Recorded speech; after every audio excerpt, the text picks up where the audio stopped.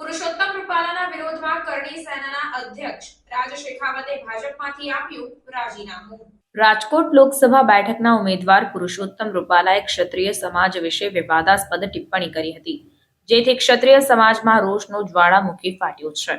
ત્યારે ગઈકાલે આ વિવાદને શાંત કરવા ગોંડલમાં પૂર્વ ધારાસભ્ય જયરાજસિંહ જાડેજાની આગેવાનીમાં ક્ષત્રિય સમાજની બેઠકનું આયોજન કરવામાં આવ્યું હતું, જેમાં વિવાદને થાળે પાડવા રૂપાલાએ બે હાથ જોડીને માફી માંગી હતી।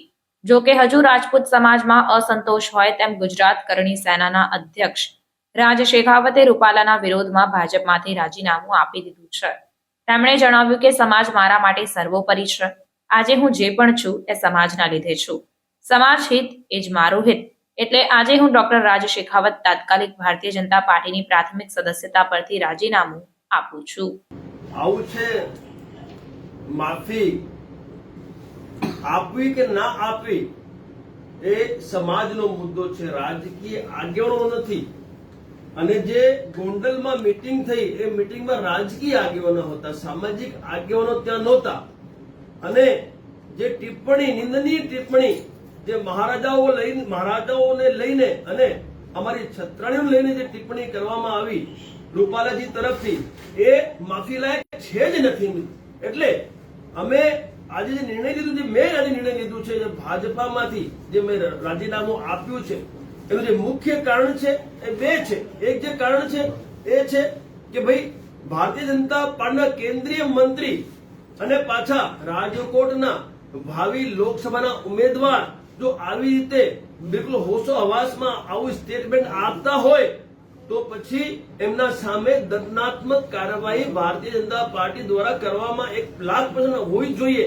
પરંતુ ક્યાંક ને ક્યાંક રાજકીય આગેવાનો દ્વારા આ જે આખી ઘટના છે એને ખતમ કરવાનું કાર્ય થઈ રહ્યું છે। એ કાલે ગોંડલમાં થયું। માત્ર ભાજપાના રાજકીય આગેવાનોના સમક્ષ રૂપાલાજીએ માફી માંગી, એ અમને સ્વીકાર્ય નથી। કારણ કે આક્રોશ ગુજરાતના તમામ ક્ષત્રિયોમાં છે ને હવે આ આક્રોશ તો આખા ભારત વર્ષમાં ફેલાઈ ગયું છે। આ વિડીયો કરણી સેનાના માધ્યમથી, કારણ કે કરણી સેના ભારત રાજ્યમાં સ્થાપિત છે, આખા રાજ્ય ભારત વર્ષમાં ફેલાઈ ગયું છે અને આખા ભારત વર્ષથી આક્રોશ છે કે આવું તો કેવું સ્ટેટમેન્ટ અને આવું કયા ઇતિહાસમાં લખ્યું છે કે મહારાજાઓ નમ્યા અને રોટી અને બેટીનો વ્યવહાર અમે અંગ્રેજો સાથે કર્યું। એટલે આ જે સ્ટેટમેન્ટ છે એ સ્ટેટમેન્ટના સામે અમારે માત્ર ને માત્ર એક જ માંગ છે, એક જ માંગ અમારી છે। એ માંગ છે કે જે લોકસભાનું ભાવિ ઉમેદવાર છે એ ઉમેદવારી તુરંત પ્રભાવથી એમની પાછી ખેંચવામાં આવે, દંડાત્મક કાર્યવાહી કરવામાં આવે તો આ ઘટના જે બની છે એવી ઘટનાનું પુનરાવર્તન ભવિષ્યમાં ના થાય। કોઈ પણ રાજકીય નેતા હોય કે કોઈ પણ વ્યક્તિ આવો સ્ટેટમેન્ટ આપતા પહેલા 1,00,000 વાર વિચારે। એટલે મેં સ્વયંભૂ પોતે આ ભારતીય જનતા પાર્ટીમાંથી રાજીનામું આપ્યું છે। હું તો મારા સમાજના જેટલા પણ ક્ષત્રિય રાજકીય આગેવાન જે છે ભાજપમાં જોયેલા એમને કહેવા માંગુ છું કે ચમત્કાર બતાવો અને રાજીનામા આપી દો। હું જોઉં છું કે કઈ રીતે આ રૂપાલાને ત્યાંથી ઉમેદવારી પાછી નહીં ખેંચાવતા, પણ આપણે સૌ શરૂઆત કરી અને મેં શરૂઆત કરી છે। હું રાજીનામું આપી ચૂક્યો છું। હવે આ તમામ રાજકીય આગેવાનો જે ભાજપામાં છે એમને પણ રાજીનામા ધરી દેવા જોઈએ, તો જ આ લોકોને ખબર પડે કે ક્ષત્રિયોએ શું બલિદાન આપ્યું છે આ દેશની જનતા માટે।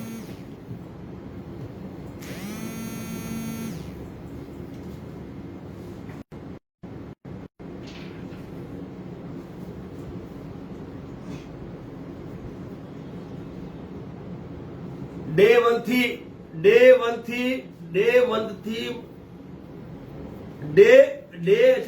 વન થી જ્યારથી આ વિવાદ ચાલુ થયું છે ત્યારથી લઈને આજ સુધી અમારી એક જ માંગ છે, તમામ ક્ષત્રિયની એક જ માંગ છે, સંઘર્ષ સમિતિની એક જ માંગ છે। એ માંગ છે કે જે રાજકોટની જે લોકસભાના જે ભાવિ ઉમેદવાર છે એ ઉમેદવારી એમની પાછી ખેંચે ભારતીય જનતા પાર્ટી। એનાથી ઓછું અમને કઈ જોઈતું નથી। અને હું આપને પાછું કહેવા માંગુ છું આપણા ટીવીના માધ્યમથી કે જો આ ન્યાય નહીં મળે તો વોટની ભાષામાં જવાબ આપવા માટે મારા રાજકોટના ક્ષત્રિયો જે સામાન્યમાં છે જે ઓબીસી નું લાભ લેનારા અમારા ક્ષત્રિયો છે એ તમામ મક્કમ છે અને રાજકોટમાં લાખોની સંખ્યામાં અમારા મત છે, અમારા વોટ છે, વોટની ભાષામાં અમે જવાબ આપીશું। અને જો આવશ્યકતા પડી, અને હું તો એક જ વાત કહેવા માંગુ છું કે જો અપમાનનો જો બદલો લેવો હોય તો આ રાષ્ટ્રીય રાજનૈતિક પાર્ટીઓ માત્ર ને માત્ર વોટની ભાષા સમજે છે, એટલે વોટની ભાષામાં આપણે જવાબ આપવાનું છે. અને સાથે સાથે જે મેં શરૂઆત કરી છે, ભારત રાજકીય જે આગેવાનો છે અમારા, એમને મેં જેમ શરૂઆત કરી છે ભાજપામાંથી ઇસ્તીફો આપીને મેં શરૂઆત કરી છે, એટલે હું તમામને કહેવા માંગુ છું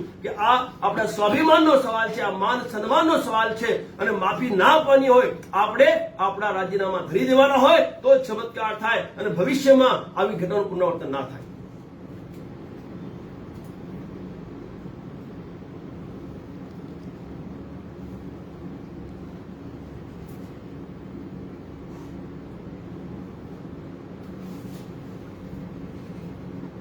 જયરાજસિંહ જાડેજાજી અમારા સમાજના પ્રતિષ્ઠિત અમારા ધરોહર છે, પરંતુ જે એમનું કાલનું જે સ્ટેટમેન્ટ છે એ સ્ટેટમેન્ટ લઈને મારે એમને જવાબ ના આપવો જોઈએ, કારણ કે અમારા लिए સન્માનની છે. પરંતુ કાલે જે મીટિંગ થઈ ને, જે ગોંડલમાં જે આખું જે આયોજન થયું, એ ટોટલી જે આયોજન છે, આયોજન રાજકીય આગેવાનો દ્વારા કરવામાં આવ્યું. એ પણ ભાજપાના જ, માત્ર ભાજપાના જ રાજકીય આગેવાનો ઉપસ્થિતિ આપી અને કાલનું આયોજન એમણે પૂરું પાડ્યું છે. અને આ આયોજનમાં તમે જોયું કે એમણે માફ કરી દીધા, પરંતુ સામાજિક આગેવાનો જે સમાજનો આક્રોશ હતો, જે માતાઓ બહેનો ત્યાં વિરોધ કરવા પહોંચી હતી, એમને ડિટેન કર્યા હતા. તો આજે પણ આક્રોશ તો વ્યાપ્ત જ છે, કારણ કે સમાજે આજે પણ રૂપાલાને માફ કર્યું નથી. અને અમારી માંગ જે છે એ માંગ અમારે જ્યાં સુધી નહીં સ્વીકારે ત્યાર સુધી અમે પાછા વળીને નહીં જોઈએ. અને મેં કીધું આપને કે ક્ષત્રિયોની સંખ્યા બહુ મોટી છે ગુજરાતમાં, અને માત્ર સામાન્યમાં નથી ક્ષત્રિયો, ઓબીસીમાં પણ ઘણા બધા છે.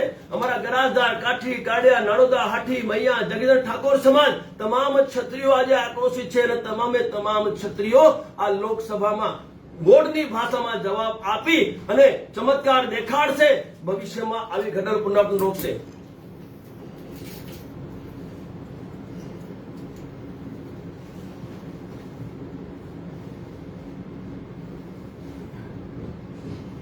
હવે આ સવાલનો જવાબ તમારે જયરાજસિંહની જોડે પૂછવો જોઈએ, મારા જોડે નહીં, કારણ કે એમણે નિર્ણય લીધું છે. હું તો આટલું જ કહીશ કે ભાઈ આ નિર્ણય સ્વીકાર્ય નથી. માફી અમારે નથી જોઈતી, અમારે કોઈની માફી નથી જોઈતી. એમણે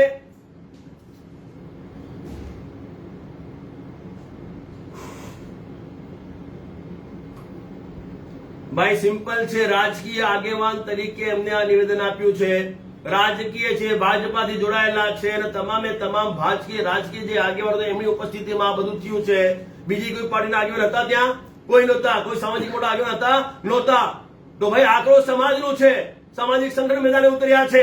તો રાજકીય આગેવાનો શું નિર્ણય લે? ભાઈ એનું નિર્ણય લે છે સામાજિક સંગઠનોના આગેવાનો. અને એ નિર્ણય અમે લીધું છે કે અમારી જે માંગ છે એ માંગ છે કે જે રાજકોટની લોકસભાની જે ઉમેદવારી છે એ તુરંત પાછી ખેંચવામાં આવે. બાકી જીતવા તો નહીં જ દઈએ, જીતવા તો રૂપાલાને અમે નહીં જ દઈએ. રાજકોટથી લાખો વોટ છે. આ ક્ષત્રિયો છે ને, આ ક્ષત્રિયો બદલો લે છે. અને આ અપમાન ઘોર અપમાન છે. એ અપમાનનો જવાબ દેવા માટે અમે ઉતર્યા છીએ મેદાને.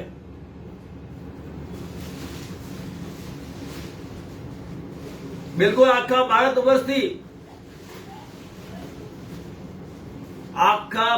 વર્ષથી કરણી સેના, મારી વાત સાંભળજો સાહેબ, કરણી સેના માત્ર ગુજરાતમાં નથી, આખા ભારતમાં છે સ્થાપિત. આખા ભારતમાંથી રજૂઆત કરવામાં આવશે અને અપમાનનો બદલો લેવામાં આવશે. તાલુકા સુધી રજૂઆત કરવામાં આવશે. અને રજૂઆતની સાથે જેને જે ભાષામાં જવાબ જોઈએ જવાબ આપવું પડશે, આપીશું અમે લોકો. અને મેં કીધું સાહેબ, વોટની ભાષામાં જ આ લોકો સમજે છે. એટલે ક્ષત્રિય સમાજને આપના માધ્યમથી કહેવા માંગુ છું, જો આપણને ન્યાય ના મળે તો વોટની ભાષામાં આ લોકસભામાં આપણે જવાબ આપવાનું છે. ઉપેક્ષા એટલે કેટલી ઉપેક્ષા?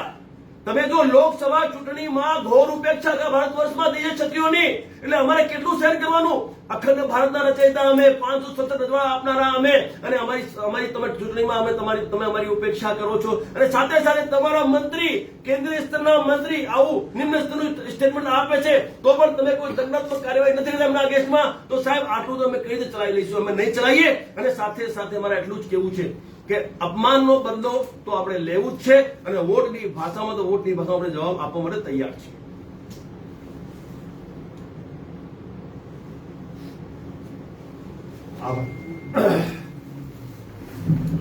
अन्य खबरों के लिए चैनल को सब्सक्राइब कीजिए, खबरों का नोटिफिकेशन पाने के लिए बेल आइकॉन को जरूर दबाएं।